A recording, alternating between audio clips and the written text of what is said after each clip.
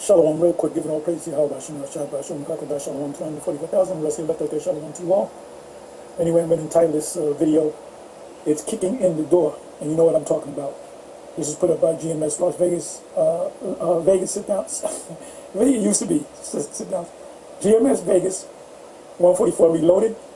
The title is, The Gradual Change into the MOTB System is Clear. It's crystal clear now.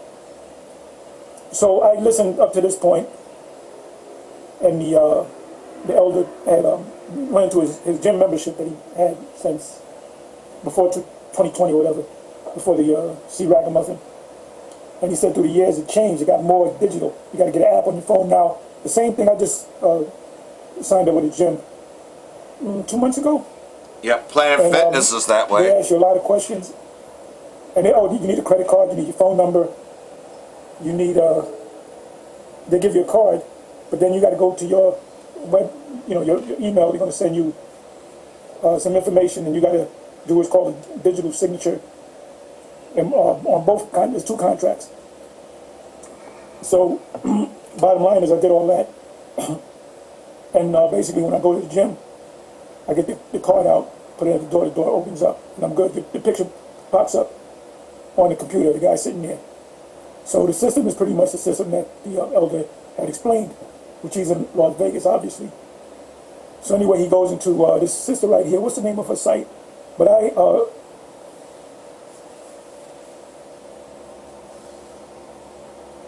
forget the name of her site, but I had put videos up with her, and they gave me a copyright, but they said that she allowed to go on through.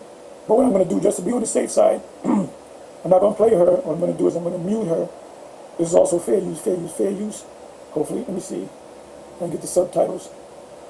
So just listen to this. So for you guys, the IUIC, the ISUBK, the Wi-Fi, any other camp out there that's teaching contrary to what we're teaching, but pursuant to MOTB system, that just shows you that the Most High is really not dealing with you, or you know that it's, in fact, the MOTB is a microchip technology, and you got paid off to deceive the people. We don't know that, because at this stage of the game, you supposed to have been said, you know what, we were wrong, GMS was right, they right on what they were saying. So anyway, let me just go ahead and let this play out, and I'll read it.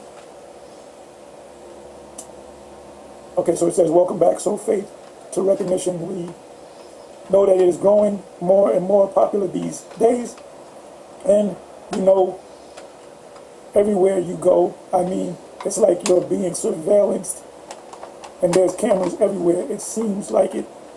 And you know, with grocery stores, it's just getting better and better. So when you go to a grocery store, there's cameras, right? You walk in, they have cameras for security purposes and all this stuff, okay? And then when self-checkout became a thing, which I always do. I like to go to stores where it's self-checkout. I buy no more than like 10 things. 5 things here, 10 things here. Now but when you're going to pay and you're doing your thing, and then you look, and then there you are on the camera, right? Like if you take a bag of something and you don't scan it, you don't hear that beep. Sometimes that happened to me a couple of times.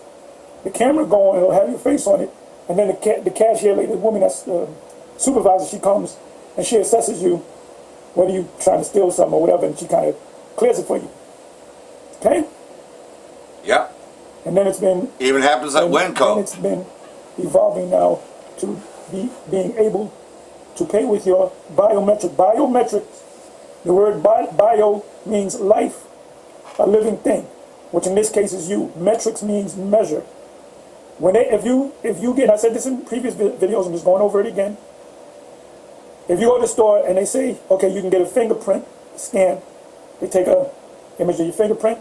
Anytime you put your fingerprint there, it recognizes that that's your fingerprint and nobody else's, and then you get access.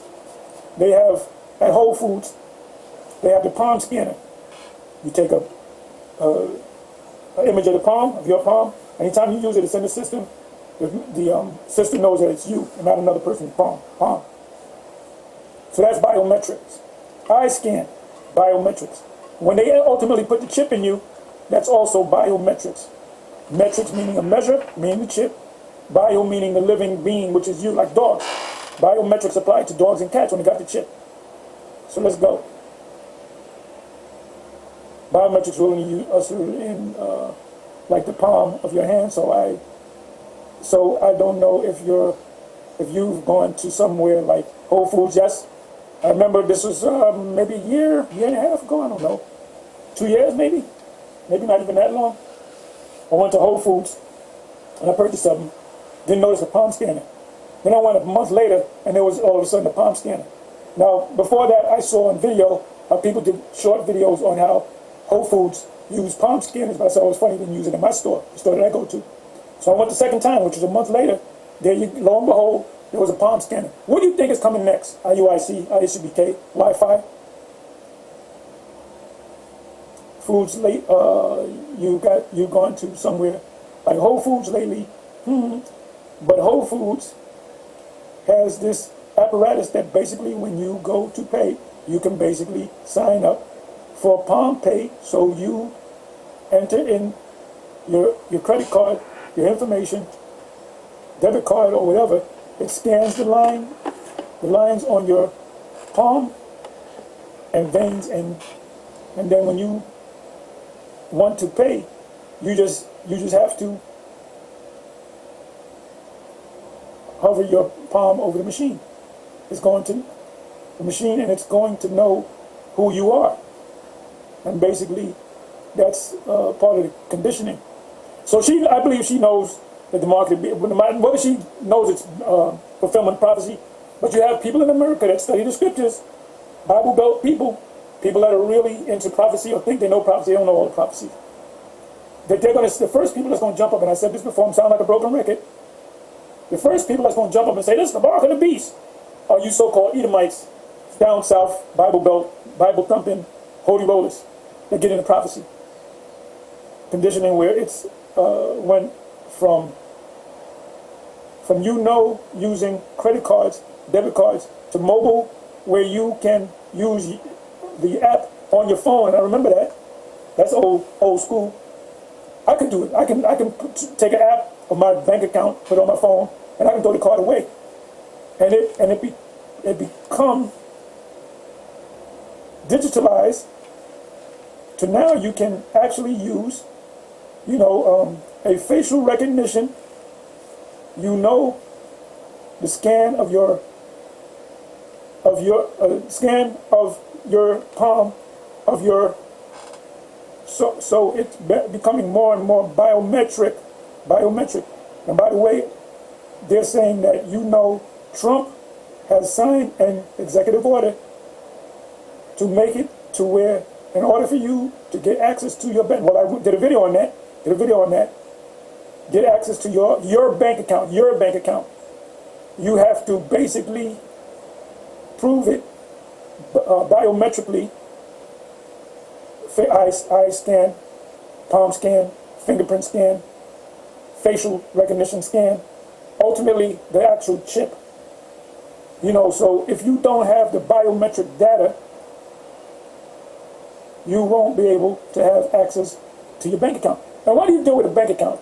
What is a bank all about? About money, about saving money, putting money in your checking account, putting money in your savings account, putting money in the IRA, putting money in certificate of deposit, loans. You get loans out in the bank. It's all money. The bank is there for money. You're doing a money transaction. And what do you do with money? You buy things. And if you sell, you sell your car to somebody, they got to give you money. So that's a transaction. Everything that you're going to do in life, whether you sell a car, an old TV set, a piece of furniture, whether you fix your neighbor's alternator because you're a mechanic doing side work, guess what? The government's going to know about it. That's why they're doing it. So they got total control over everything as far as money is concerned. That's why Revelation 13:16 said no man can buy or sell. That's the 17th verse. No man can buy or sell except he have the mark of the beast, and so forth, the number of his name, and so forth. So we've been right, and Bishop Nate and General Yanni know that we're right. So there's going to come a time where they're going to have to explain themselves, And they're going to look stupid trying to explain this. The only thing they can do is admit that they were wrong. To lock this system in, all right, where you basically have nowhere else to go, right, you're out of the system. It's going to get real in the field. Okay, that's the elder talking. So I can play this. I can take this off.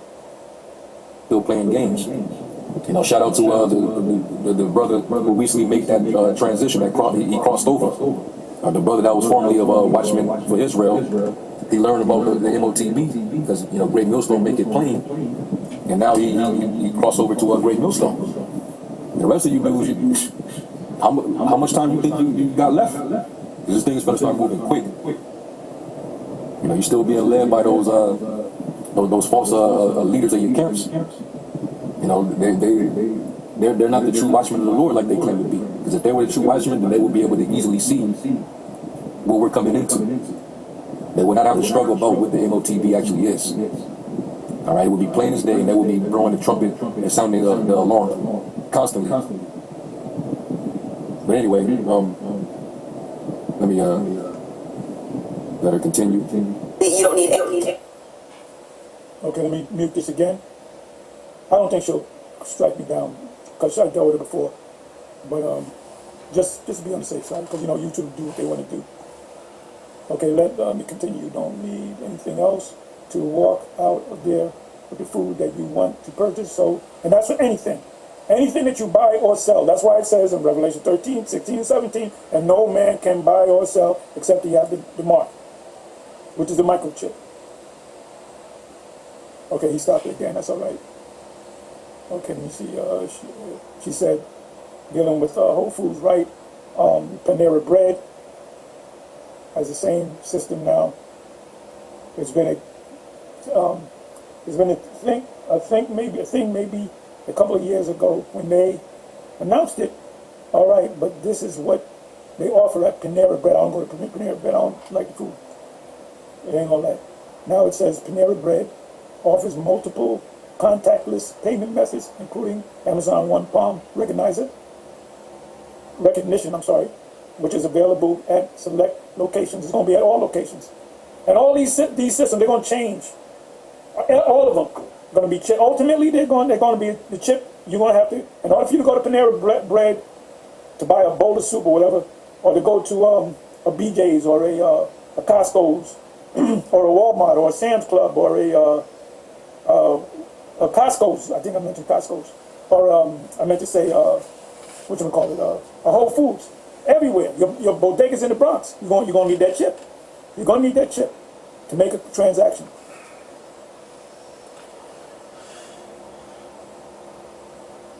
To scan your hand to payment, my Panera Loyalty Rewards. Customers can also use standard contactless payments like Apple Pay, Google Pay, and Samsung Pay, along with ordering via the app kiosk. All these are now your new methods payment. So you can see, you know, where this is going. And we here, just for the record, GMS. Matter of fact, no, let me do this. You don't have to pull out no wallet, no physical wallet, or nothing. So they're getting you used to it now. Before they come out and say, all right, everybody got to get this new implant. You got to put it in your body now. What do you think they meaning when they said surveillance under the skin? You know? But what Trump said in reference to the new 6G technology that they plan to run. So this is what he was reading at it. So you can go to, you don't believe us, go to Google, palm recognition. It's available to select the location, blah, blah, blah, blah, blah. Amazon One Palm Scanner, mobile wallet, NFC near field communication, Panera app, and kiosk. Roll out.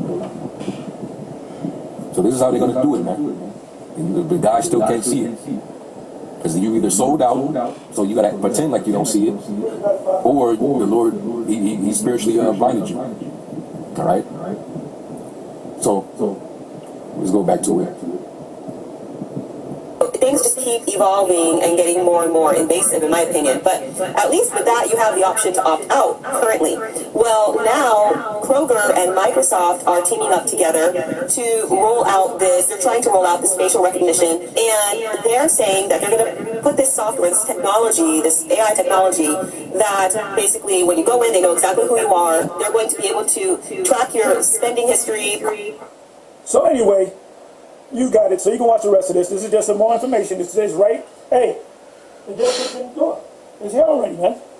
We said it's at the door. It's ringing the bell. It kicked in the door. It's already in. It's a matter of months. Anyway, on to the next. So long.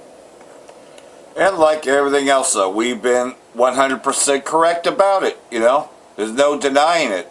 Shalom, first and foremost, like to give all praise to Yahweh, Ba'Hashem, Yahweh Shai, Ba'Hashem, Rakakadash. Bill Malone, his ales and apostles of Great Millstone, who are teaching this truth in sincerity. And shout out to Yakims out there in the four corners of the earth to claim this truth. Braka the Yahweh, Braka the Yahweh Shai, Ba'Hashem, Rakakadash, Brakatum. So, it's, you know, it's all about gradual, but it's just happening more and more, you know, as they're bringing in the new system. Also, what you say can and will be used against you, meaning that it's about what you post, about what you say. You know, there's going to be a persecution coming against the prophets and false accusations, and we're going to be charged with that key word up there.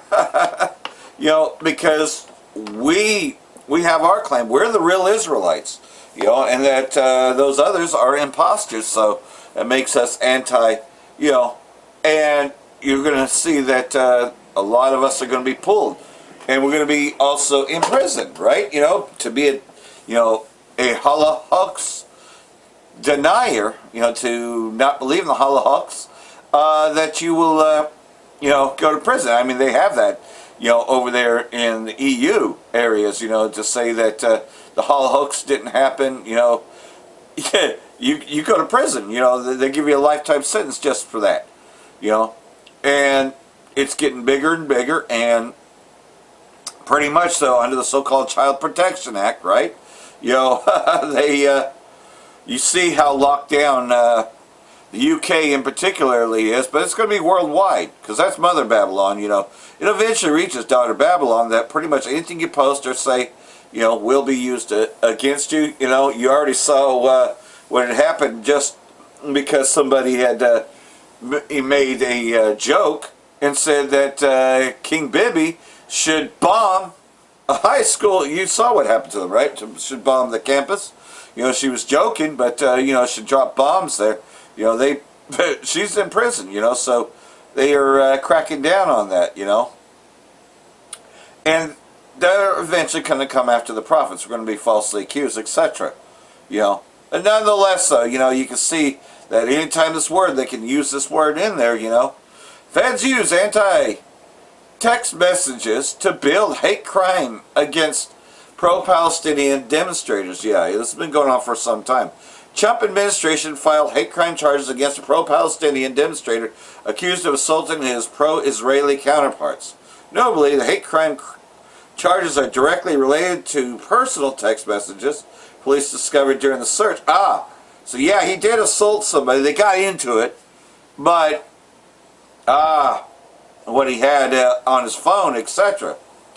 Searches of the man's phone and Zionist pressure groups bragging online that the man was charged and arrested on their behest. He faces decades in prison if convicted. 20-year-old Tarek Marzouk is accused by the Department of Justice of committing at least 3 assaults between 2024 and 2025.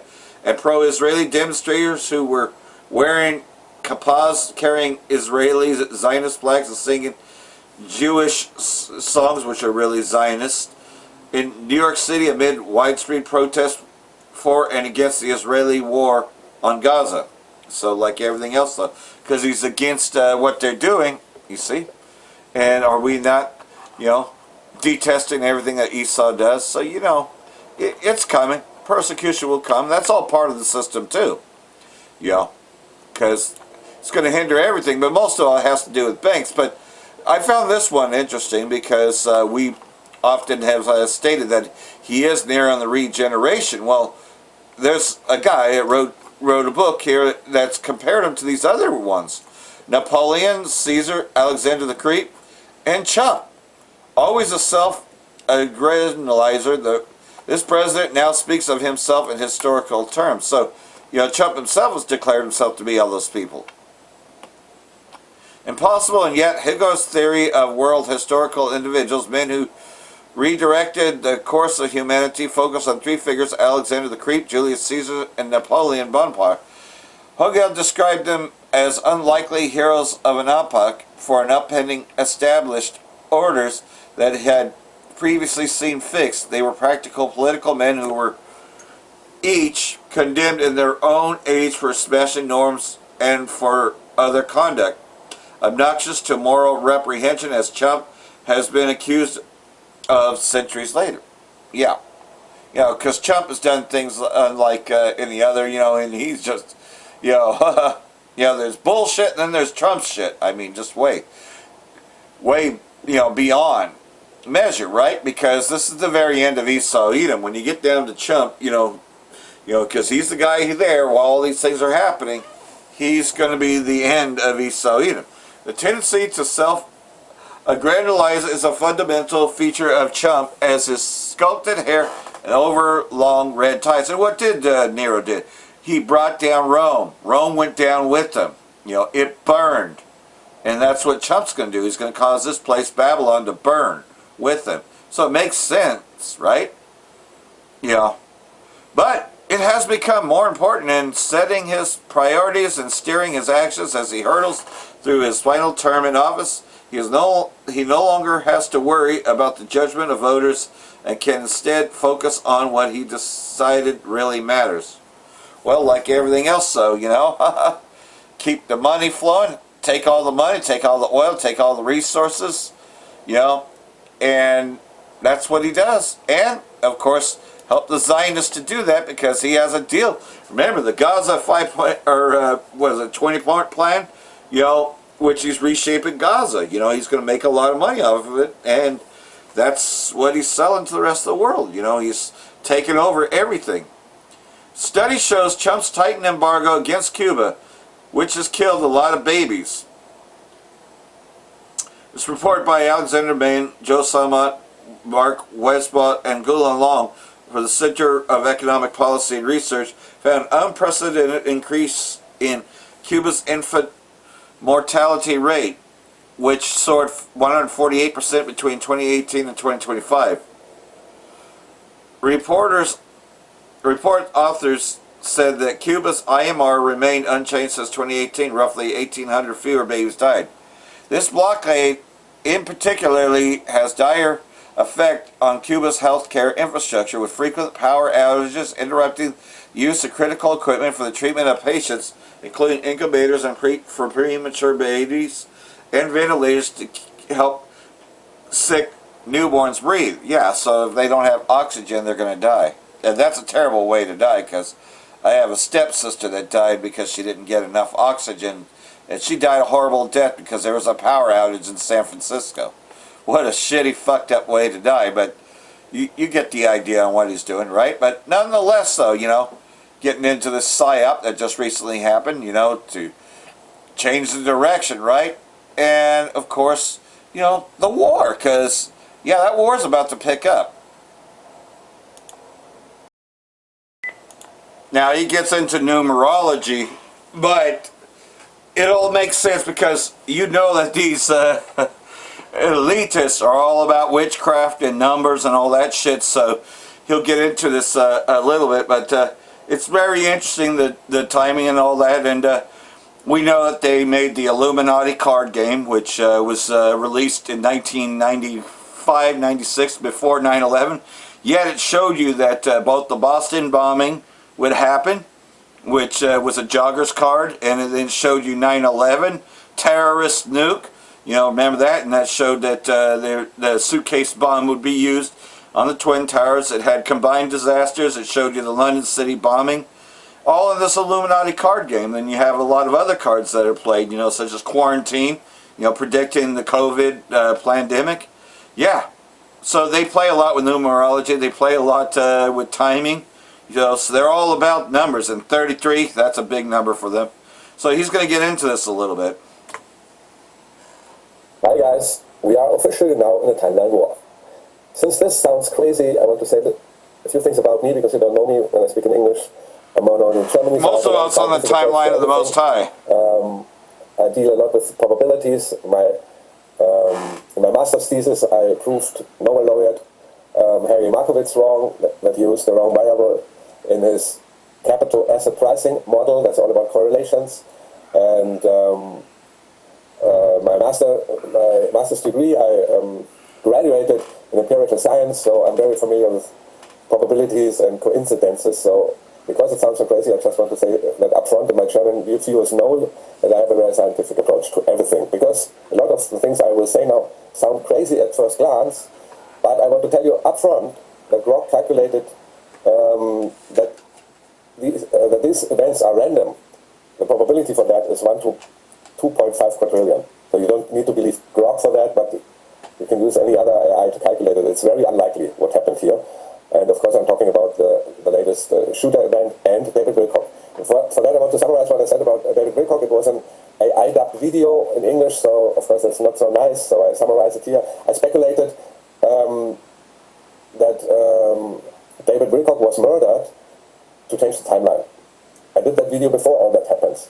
I will explain that in more detail later, but I said that even if he pulled the trigger himself, he could have been manipulated into it via mind control or radiation weapons, and he talked about having... And they do that too. They'll take you and kidnap you to a center and program you. You don't even know you've been programmed. So that summarizes what I say here. I'm saying that even if he pulled the trigger himself, which is not certain yet, he could have been manipulated into that. And that ties into all I will tell you in that video, which is quite frightening. So I give you all the coincidences now surrounding this event. So this is the summary already. So first of all, another would-be UFO whistleblower died of accidental drug overdose. You can forget that. That after agreeing to testify to Congress, he kills himself. Forget it. So some people say it's strange that J.D. Vance was evacuated before Donald Trump. Let's look at that shortly. Yeah, nothing normal about this. Totally staged.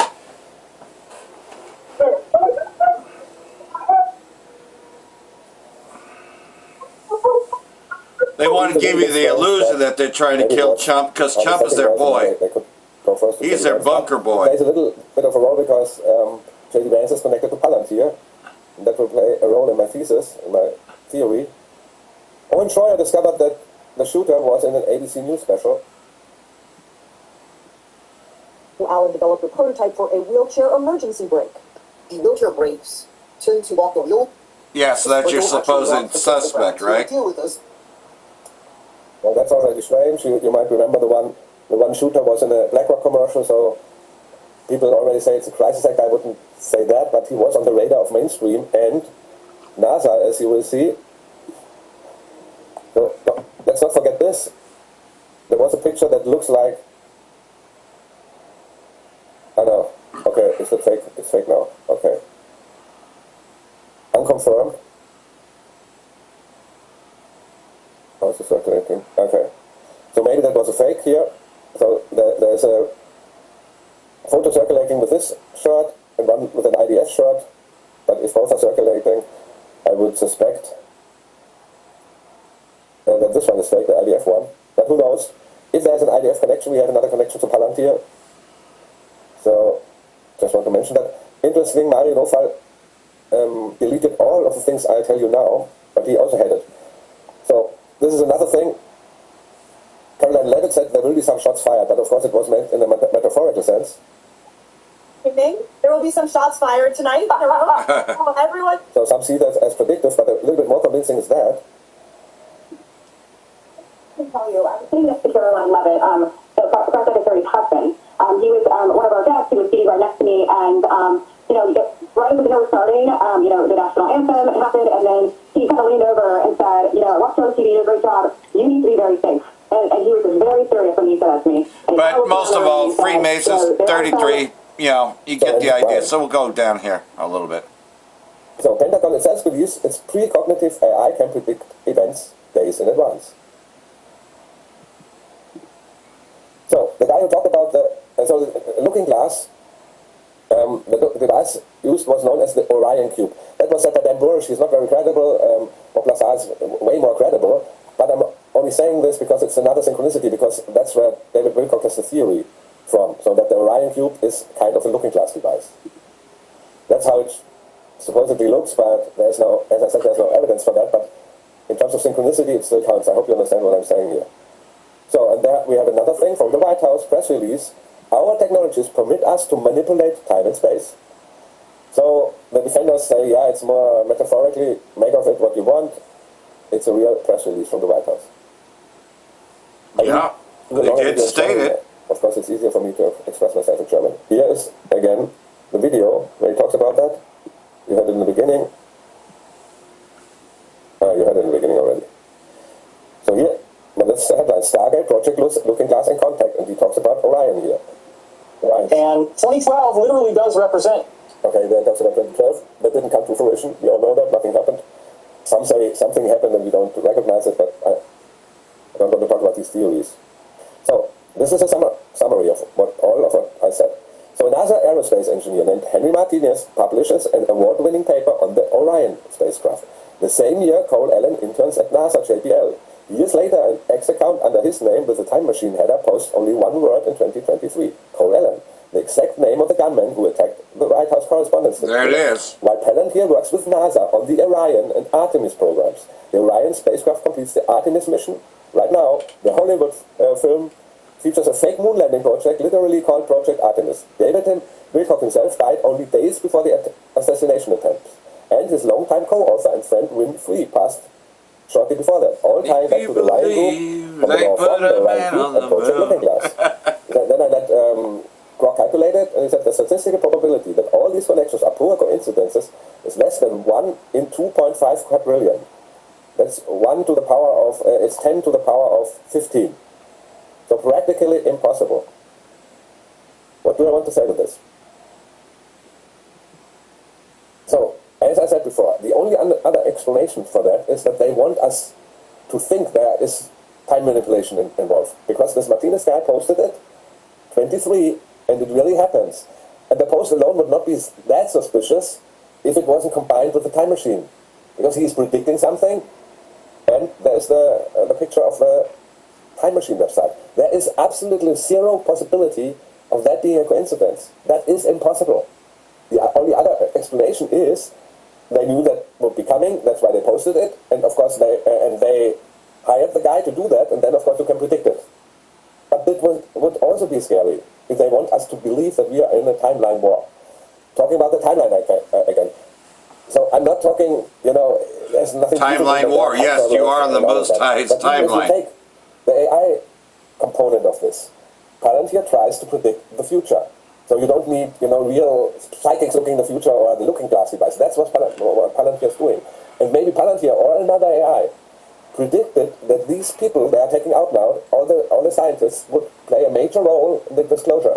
So the disclosure, which will come in the next year or even this year, by the Trump administration, will be a limited hangout, of course. They will not tell us everything. And what they want to hide, of course, is the technology. Because with that technology, mankind would be free. Nobody would have to work anymore. And and we also don't need the government anymore. I'll make another video about that, when this is crucial. If you have practically energy for free, you don't need the government anymore. Right? That's or the New World Order and so on. So they have a problem now. They disclose the UFO topic or UAP topic, but the logical question then is where is the freaking where are the devices to utilize this kind of energy or anti-gravity? They would have to say, we don't know, we don't have it. And David Wilcock and maybe the other scientists would have been able to sway the public opinion about that. So you get the idea that pretty much Esau uses AI, etc., right? To frame things, right? But it's a timeline war, and we're in the most highest timeline most of all. Esau wants to try to manipulate and control that, because the Most High has given him the idea that, given him the technology, because Esau didn't come up with it, but the Most High allowed him to have it, so he could destroy himself, so he could become so conceited that he actually believes these things, right? angels do that all the time, aka demons as well. Do all this all the time, you know, because look at what happened with Pharaoh, you know, it was whispered, you need to do this, you need to do, and then he did it, you know, which was his demise. Well, the same thing's happening with Trump and the crazy shit that he does. Brent nears Iran war highs after Trump orders extended blockade, threatens no more Mr. Nice Guy. Oh yeah, he's got to be tough. Trump warns Iran to get their act together and to get smart for the second time. You mean be a fucking retard like you? You mean be smarter than you? Because I think that they are. Oh yes. No more Mr. Nice Guy. Brent crude nears Iran war high of $115 per barrel and highest since 2022. Trump in 0400 hours. True Social Post. Iran can't get their act together. They don't know how to sign a non-nuclear deal. They better get smart soon. You know, so like everything else, so, you know, they are, and I remember this picture coming out, you know, like he's that tough. You ain't fucking shit, you know. Pretty much so, all he does is hide behind a suit anyways. I mean, he doesn't have to fight any wars. But, you know, that's what he claims, right? Continued U.S. maritime piracy and banditry will face practical, unprecedented response. You know, so pretty much, though, they've been standing up to the enemies and calling their bluff every time. Continued American maritime piracy and banditry in the form of so-called naval blockade will soon be met with practical and unprecedented military action. High-ranking security force source told Press TV on Wednesday. Iran's armed forces operating under Command al-Nuba headquarters as a war command believes the patience has limits and that a punishing response is necessary if DC maintains its illegal naval blockade around the Strait of Hormuz, source said. So like everything else though, just like Putin, just like other allies that they have, they're also very patient, you know. You know, they have patience for this. They don't act, you know, because somebody insults them, then they don't just quickly, you know, react on emotion. You know, they make strategic responses.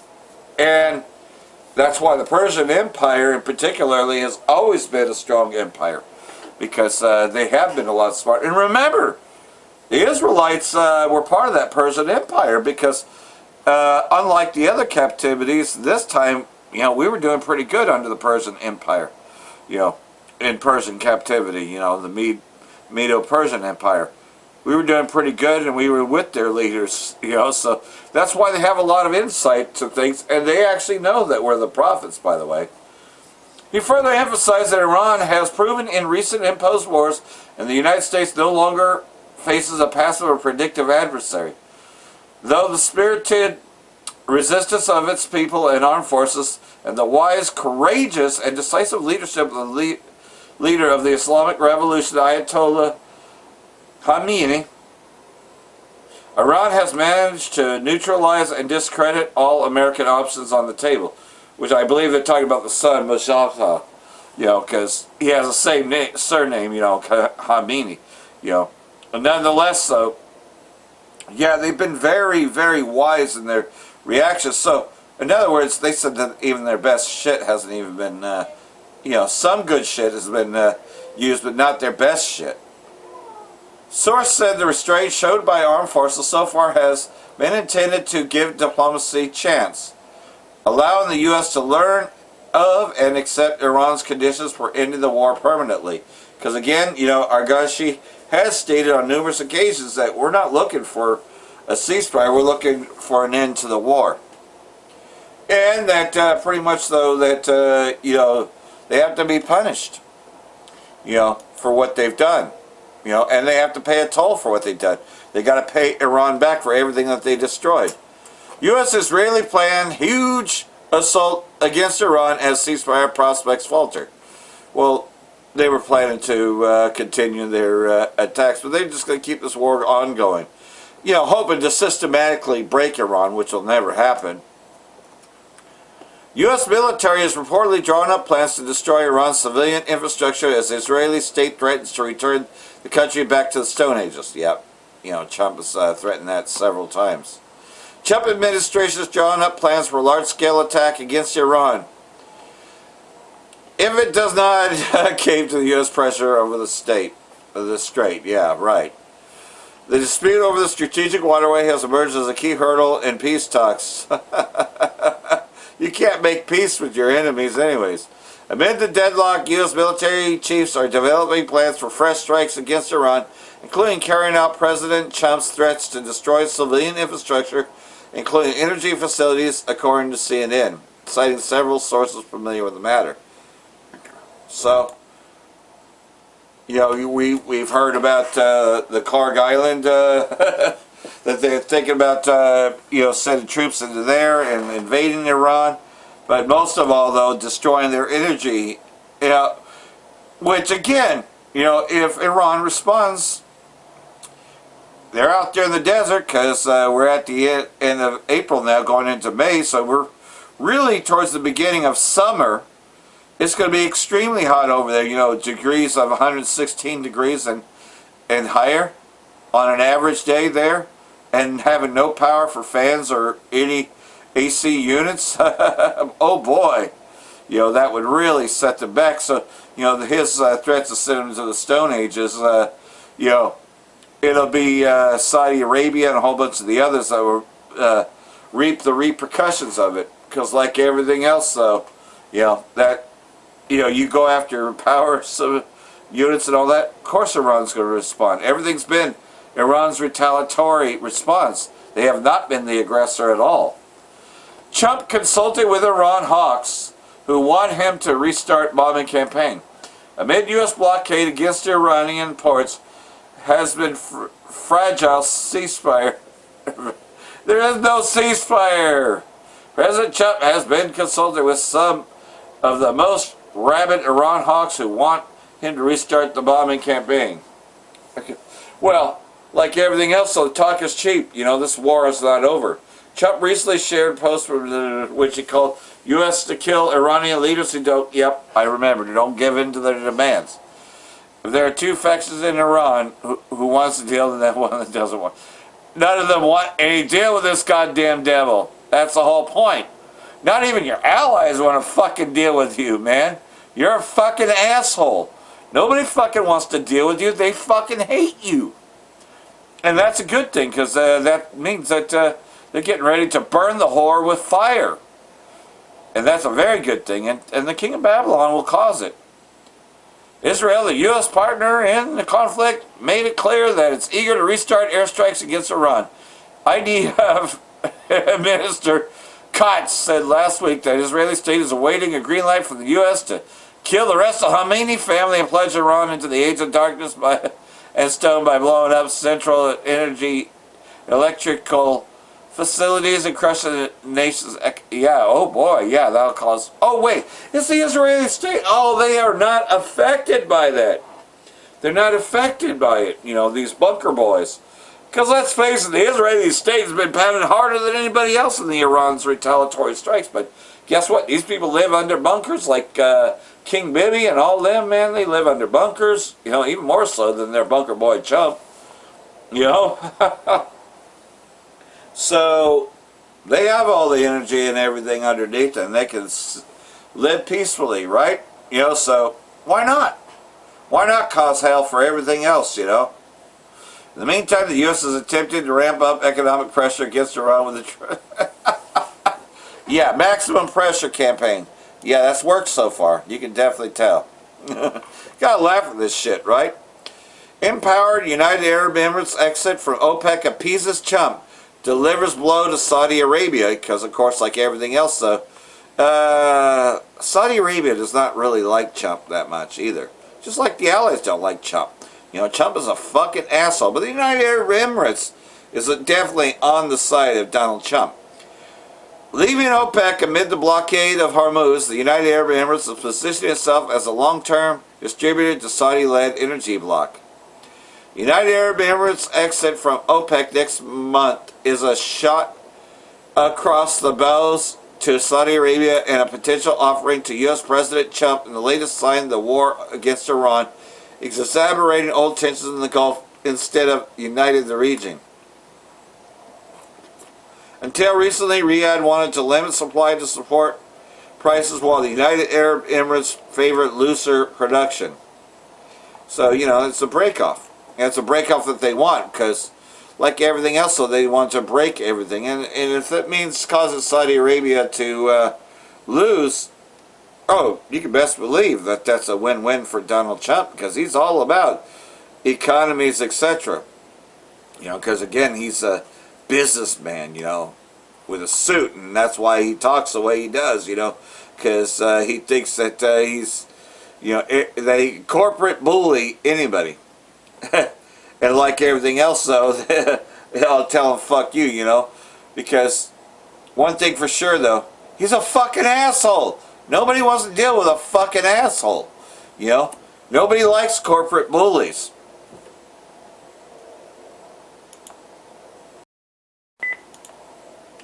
Let's return to our top story now. The World Bank has issued a grave prediction of energy prices shooting up by some 24% this year, a further 24%, I should add. It comes amid the continuing US blockade of the Hormuz Strait, also affected, of course, by the Iranian Navy too. While the United Arab Emirates has announced its withdrawal from the OPEC and OPEC Plus alliances of oil-producing nations starting next month, adding to an already complicated picture for energy markets across the globe. Let's try and make sense of what all this means, because it's great to have live on the program Iranian economist, wealth manager and author Payman Malavi. Hello, sir. Good to have you on indeed. The World Bank's prediction, it's raised eyebrows, I would suggest, saying that prices for us are going to rise by almost a quarter. Now, we're used to our bills going up the last few years, but that number feels as if it's going to particularly bite. How do you judge it? How bad could this get? I think the most important case right now for a global economy is the stability in the inflation. And we predict to high inflation as global, especially based on the oil market and commodity market. I have two reasons. The most important case right now, the Federal Reserve and also the other central banks' decision to keep the interest rate in the same level as the past months. The second issue is the Hormuz issue, and third one, the oil market and UAE right now, the decision to exit from the, I think, OPEC and OPEC Plus. Well, let's delve into some of those as you've just laid out for us. It appears to be who blinks first between Iran and the US in terms of Hormuz. If it remains closed, that waterway, for an extended period, who will it hurt most between the two? I think in the short term, two countries try to get some pressure to each other. But in the long run, global economy affects from this issue. Iran economy right now under the sanction, and the inflation more than 71% point to point, and the GDP growth near zero, and maybe right now is under the zero, and it's minus GDP growth. I think it's continuing the situation affect Iran economy more and pressure Iran inflation to higher numbers, I think. So that would suggest then that Tehran wants to talk, wants to go to the negotiating table. What's stopping that from happening? I think the two sides needs to negotiation right now. United States and global economy need to ease the interest rate to control the market and inflation and motivate the markets. And Iran side needs to negotiate, I think, because of the situation of economy, the inflation, the money supply issues, and GDP growth, and also right now the job markets. So you see what they're doing, right? They think they can, what do you call that? They said the word earlier, but nonetheless, though, it's a chump policy of maximum pressure, right? Israeli state expands new phase of war as King Bibi vows land grab. Just over a week after Israeli state announced the cancellation of ceasefire agreement with Hamas and resumed, it is an older article, but nonetheless, though the Israeli state reached ceasefire agreement with Lebanon-based Hezbollah in November 2024, which you already know that you can't trust them, right? Strikes against Lebanon come at the same time the Israeli state rapidly ramps up its activities against Gaza, where Ground troops are once again on the move, and where airstrikes have pummeled civilian and humanitarian targets, ranging from cancer hospitals to tent cities to soup kitchens. Trump gives Israeli state the green light to continue war against Gaza because he has rebuild plans. Well, Israeli state and King Bibi's government have asserted repeatedly over the past year and a half that they do not seek to annex Palestinian territory. King Bibi has now become fairly public about his plans to do exactly that. Just this week, King Bibi was quoted by the Israeli press as saying that Israeli Gaza plan include the seizure of territories along with other measures. So, like everything else though, they continue to expand, and the Lebanon side is not really covered that much, but at least Iran recognizes that. And that was part of the ceasefire plan. So, that's all, there's supposed to be like a 3-week, well, it's probably down to 2 weeks now. The Israeli state doesn't honor any ceasefire because they had one for over a year and they never honored it. But nonetheless, though, they continue to seize territories, which is the whole point.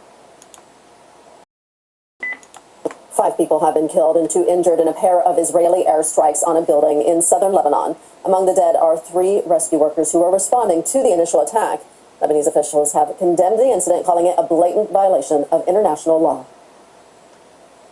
Lebanese Interior Minister Ahmad Hajjar emphasized that this heinous attack, which directly targeted 3 paramedics while they were performing a noble and vital humanitarian duty, constitutes a blatant violation of all international and humanitarian laws and norms. Never stopped them those before. Who always rush to save lives without hesitation. President Aoun considered this attack to be added to a series of attacks that targeted relief and first aid workers, which indicates that Israel continues to violate international laws and conventions that protect civilians, paramedics, civil defense personnel, the Red Cross, and workers in the fields of rescue, first aid, and medicine. Hezbollah's account on social media posted photos of the 3 paramedics who were killed. They were reportedly searching for survivors and evacuating the wounded. Yeah, because Hezbollah is the only active government in Lebanon. Killed them.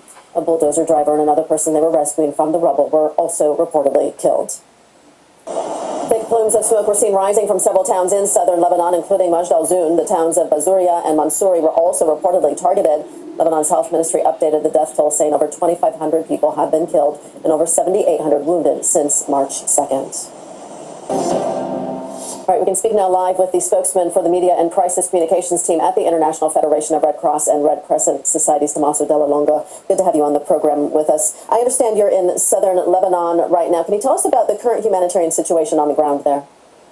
Yeah, first of all, thanks so much for having me today. The humanitarian situation is very complicated and very dire. I would say not only in southern Lebanon, which of course is paying the highest price for the armed conflict, but also in the entire country. We're talking about 1 on 5 persons in Lebanon, so 20% of the population, 1.2 million people are displaced at the moment. And this, of course, have a direct impact on livelihoods, on access to food, water, health. I mean, it's really a complicated humanitarian situation that is just going worse if there will be no long-lasting solution for the people in Lebanon. So, there you go. It's done deliberate. They continue to deliberately sabotage because there is no fucking goddamn ceasefire. Let's be honest. Yemen says not neutral on any new U.S. adventurism against Iran. Well, of course not. Why would they, right? Yemen's foreign ministry warned against the adventurism, barbarism of Trump's administration in the Persian Gulf and declared Sahana's support for Iran's measures in the Strait, the ministry said in a statement. Yemeni Foreign Ministry condemned U.S. piracy in the Sea of Oman and attacks against Iranian commercial vessels and the detention of their crews, describing the actions as clear violation of international law and the freedom of navigation. Statement also describes Iran's measures in the Strait as lawful, citing countries' right to self-defense and their authority to restrict navigation within the territorial waters, which I'm surprised that they hadn't closed it, but they haven't closed the Red Sea just yet. Statement expressed appreciation for Pakistan's mediation efforts aimed at ending the aggression of the U.S. and the Israeli state against Iran, and stressed that Yemen is not neutral regarding the ongoing attacks against Lebanon and Palestine. the Sahada's position on this matter is clearly public and ambiguous. So like everything else, though, Yemen is totally committed and does support. Now, like everything else, though, things are going to get a lot more intensely, but, the Most High will provide for his elect, because, while everybody else is going to be marching to go get the MOTB, and accept the system, because, again, you have to do everything by bank. You can't get along without a bank. You could try, but you'll never get there. You can't do everything based upon gift cards. Gift cards are a really cool thing to have, but you can't do everything based on gift cards unless you want to pay the extra every time, $10 or $20 extra to activate, like gift card, credit cards. But they don't accept that online, even if you were to going that far, to try to do online transactions, because you still need online. So you still need a bank. At the end of the day, you still need a bank. And so they got you, right? But yet, at the same time, though, it tells you that you will not be, when the time comes that they implement certain policies, that you will not need. The Most High will take care of things, right? Revelation chapter 3 and verse 10, because you have obeyed my command to persevere, I will protect you from the great time of testing that will come upon the whole world to test those who belong to this world. And that is the MOTB. It's going to come upon the whole world. See, already there are those that are still resilient to facial recognition, palm scans, etc., right? And I know of some that resisted the whole fucking mask. They still went into places, still got around, without having to wear a goddamn mask during the coronavirus hoax. So, there are those that are going to be resilient even to that, that will not conform to that, But, like everything else, though, it's going to get even more tighter than the coronavirus hoax was. To where, pretty much, though, it's going to be a lot more than masks, right? Mask mandates, etc. That eventually you're just going to have to prove your identity. You're going to have to agree to these facial scans, etc. Real ID? Yeah, I'm still non-compliant. And that's just it, though, is we're going to be kept from, getting the Real ID, getting all these other things. I'm not saying Real ID is the MOTB, but it's a preemptive to the MOTB, because it's all facial recognition, etc. But especially the implant. Because even if you've done all those other things, that's not the implant. You have to take an implantable device in order to receive the MOTB. Don't let anybody tell you that the MOTB is just an embargo, or it's sleep with a white woman, or it's, plantation Christianity. They always argue about these issues, but we've been very clear what it is. That you have to receive it into your skin, using a device, a kragma, to implant you with a device to where everything's going to be on that device. Everything. They will control everything. And so once you give up control and you give it to them, you worship the beast in his image, and you have received his mark in your hand or in your forehead.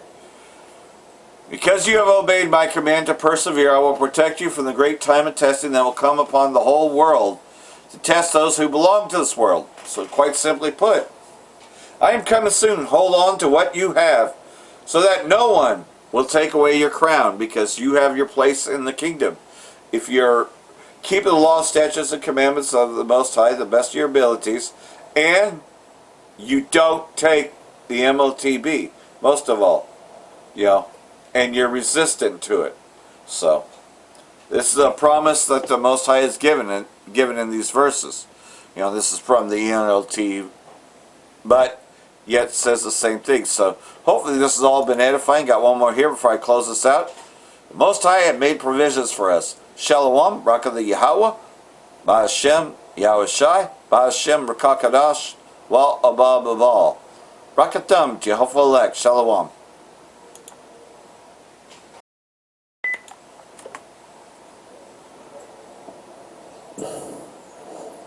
Hey, Shalom and Shalom. Shalom, brothers and sisters. First and foremost, I want to give all honors and praises to Yahweh, Bahashem, Yahweh Shai, Bahashem, Rekah, Quadash. I want to give double honors to the elders and apostles, great and most known for bringing out 100% truth and keeping it real. Salutations to the 144 hopeful elect of Israel, pushing this word in all truth and sincerity, and the 1/3 of Israel who believe in the word and follow the land of Israel. Shalom, brothers and sisters. Shalom, y'all. I'm going to double check the audio real quick. And the epistle changed this morning.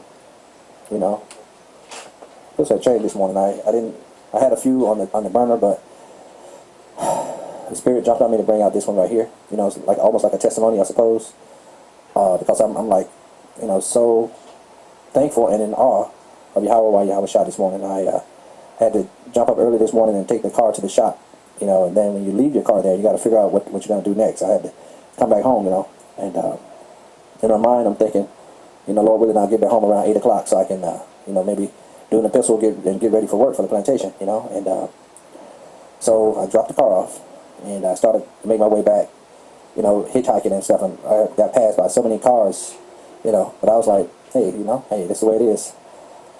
And then this guy picked me up, and I got in the car, nice leather seats, and he drove me all the way to my home.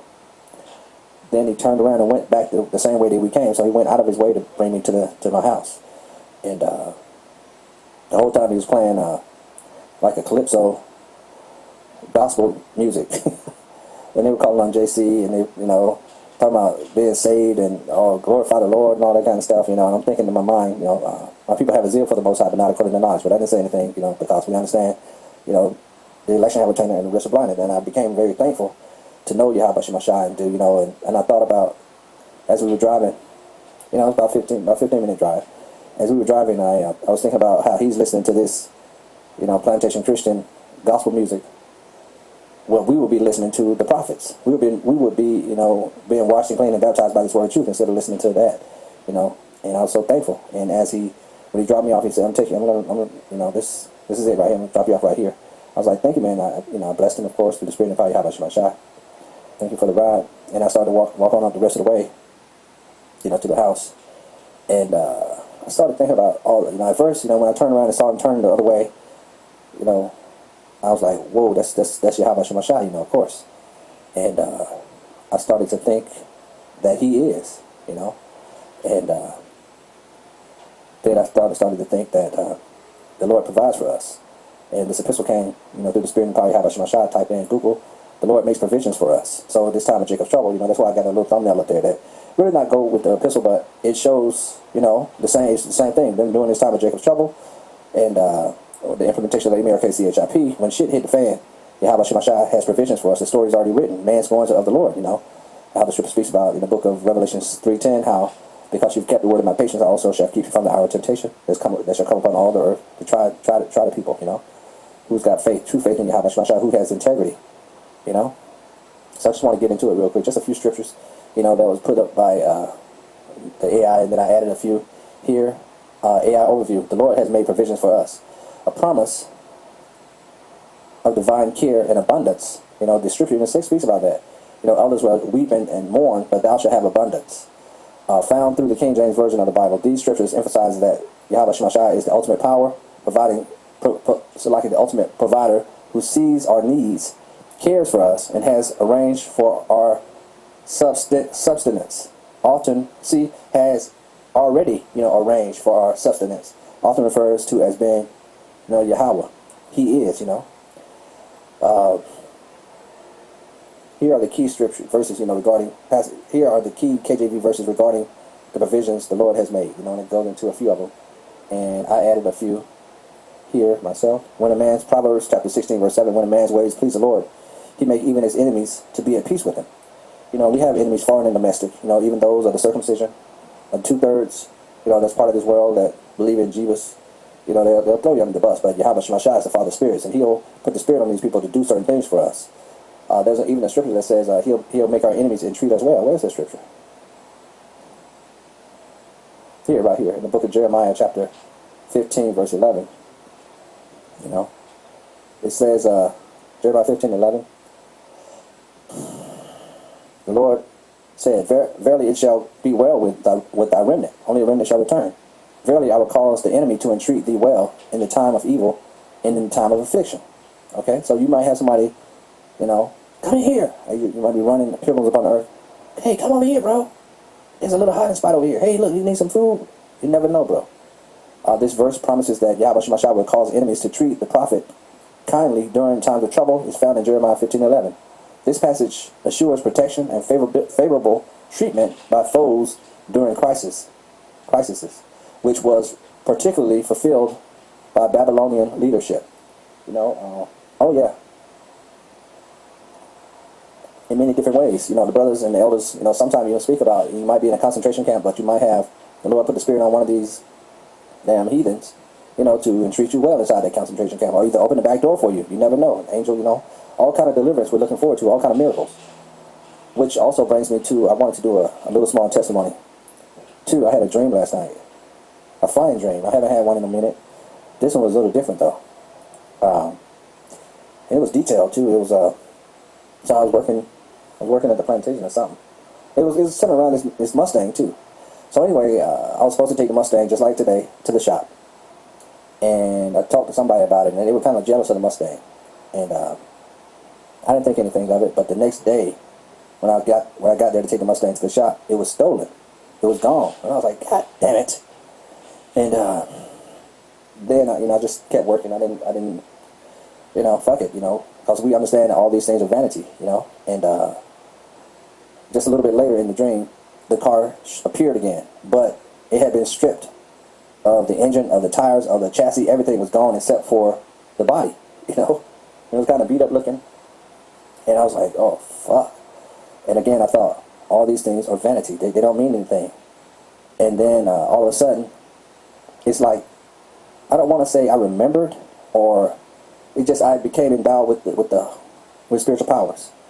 It was like, so what I got from the dream, so I got the spiritual powers. I was able to fly by just putting my arms down close to my, around my hip area, just put them straight down toward the ground, and I was able to, lift up off the ground and fly. At first, 5-6 feet, then 10 feet, and then it kept getting more, I kept getting stronger and stronger, with the spiritual powers. And I started to show people these spiritual powers. Right? Hey, look at this, look at this, look at this. Show my lady, look at that, spiritual powers. And then at the end of it, toward the end, after I, went around and experimented with them and enjoying the spiritual powers for me, and I said, oh shit, I gotta show the brothers. So I asked my lady to hold the camera so I can make an epistle, about the spiritual powers and show the brothers, and that's when I woke up. And what I got from the dream is that we have received these spiritual powers, with this word of truth, being called out of darkness into this marvelous light.